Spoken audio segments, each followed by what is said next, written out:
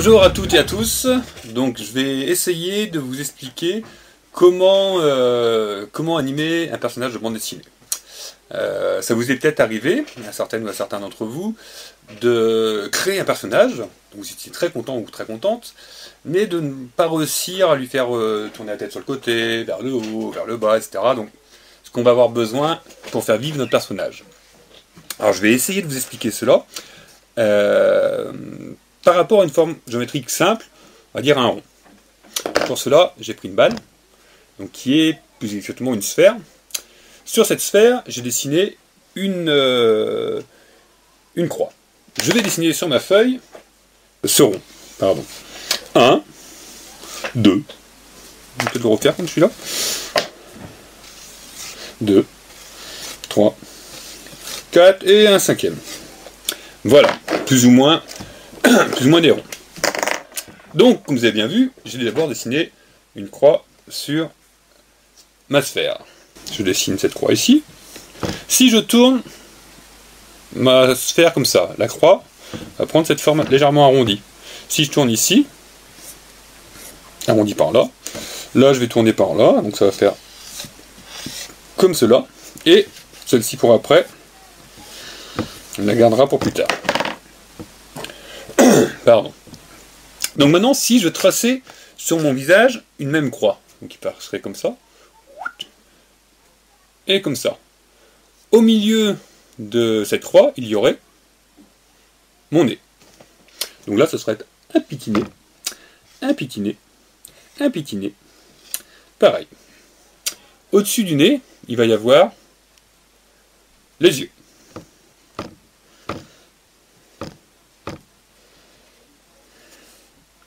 On peut rajouter d'ailleurs des petits sourcils. Plus expressif. Donc là, on est vraiment sur un personnage très simple.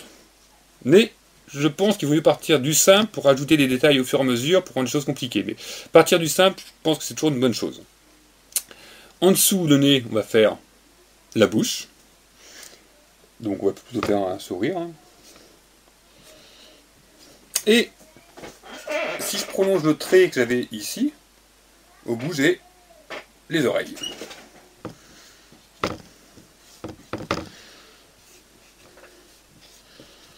Vous voyez? Et là, on a un visage, plutôt, allez, on pourrait, je ne sais pas si c'est un garçon ou une fille, on a plutôt une espèce de bébé, un poupon, et donc il tourne la tête dans tous les sens. Maintenant, si on veut donner un petit peu d'identité, de personnalité à ces personnages, on va faire un peu comme avec des Playmobil, on va rajouter des accessoires. Donc si je mets un petit nœud comme ça, petite mèche, c'est très caricatural. Hop. Et là on va avoir une petite fille. Là. On peut avoir un petit garçon. Enfin une mamie, mais une mamie à l'ancienne, comme ma mamie. Des lunettes, on va y mettre les cheveux tirés en arrière. Des bonnes joues, ce qui fait des bons gâteaux. Et là, ça fait bonne mamie à l'ancienne. Et ben, pas de jaloux, un papy. Hein.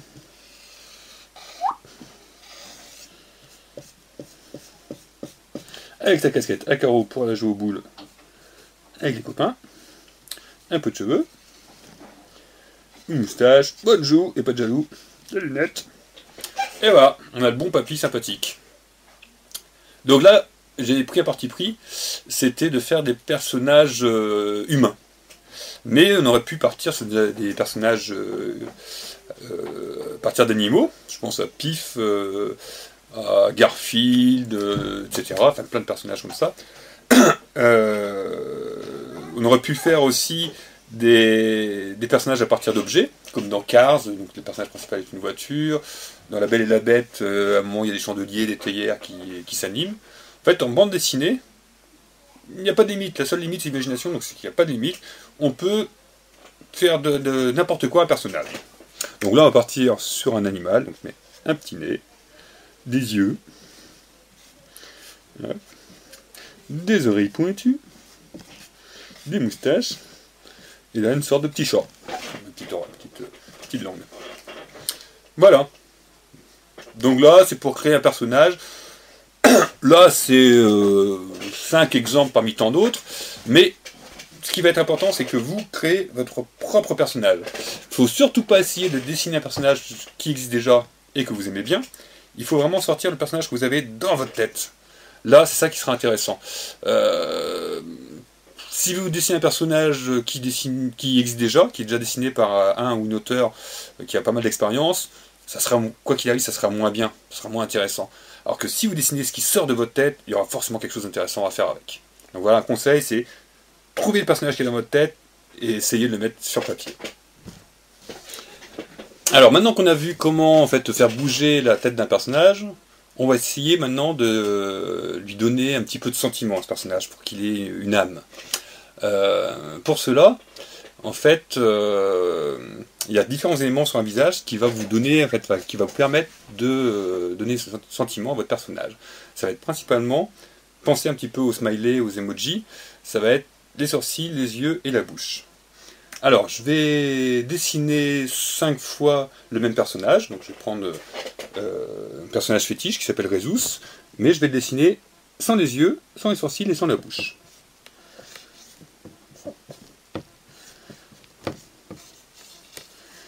Bon, je dessine un peu grossièrement là, hein, j'avoue.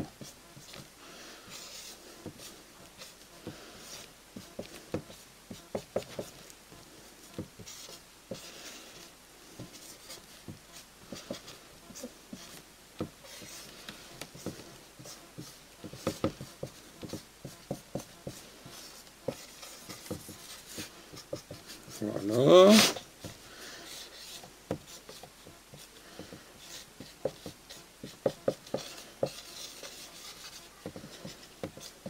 Et une 5e fois.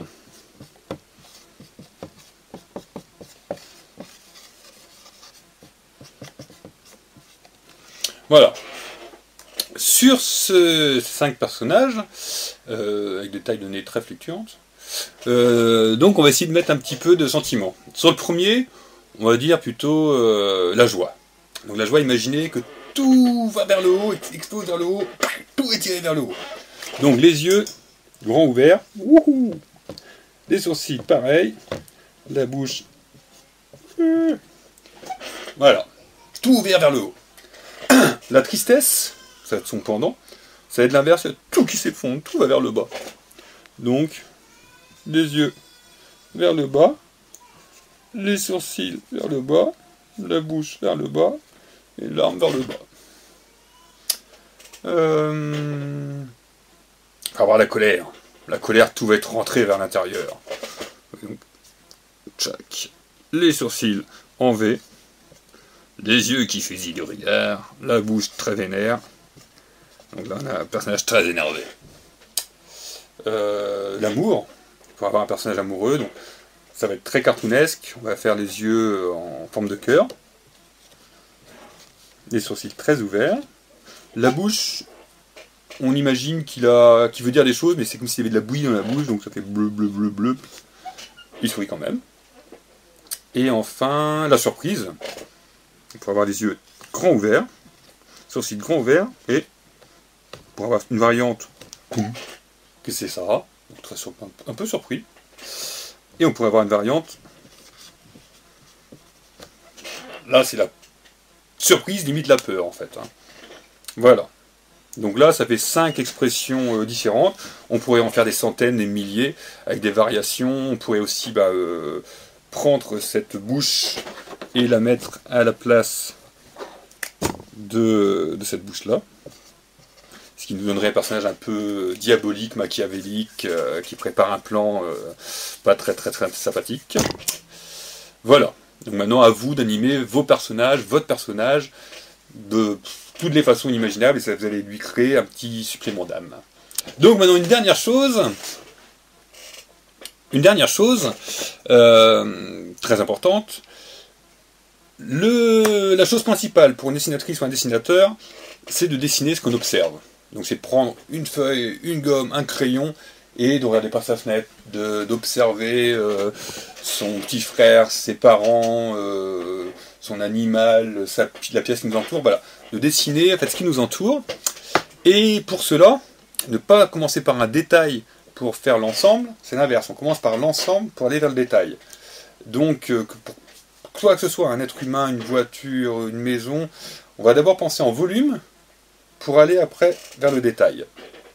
Par exemple, une main. Alors une main, c'est très complexe. Le mieux, c'est d'observer, parce qu'une main, c'est articulé, c'est vraiment plein d'articulations. On peut faire différents trucs, on peut faire tenir des objets, etc. Donc c'est très complexe, mais on va partir d'une main comme ça. Là-dessus, je dessine, je décompose en plusieurs... pardon, excusez-moi. Je décompose en plusieurs parties.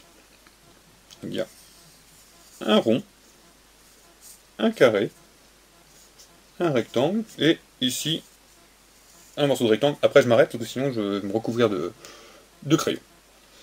Donc, voilà, ça c'est des formes géométriques très simples, que je vais reproduire sur mon tableau. Donc, ici, je reproduis ces formes géométriques, donc un rond, un carré, une grande main, un rectangle, et partie de rectangle.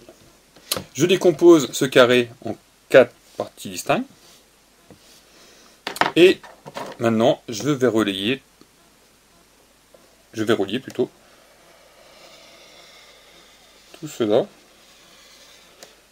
en arrondissant certaines parties.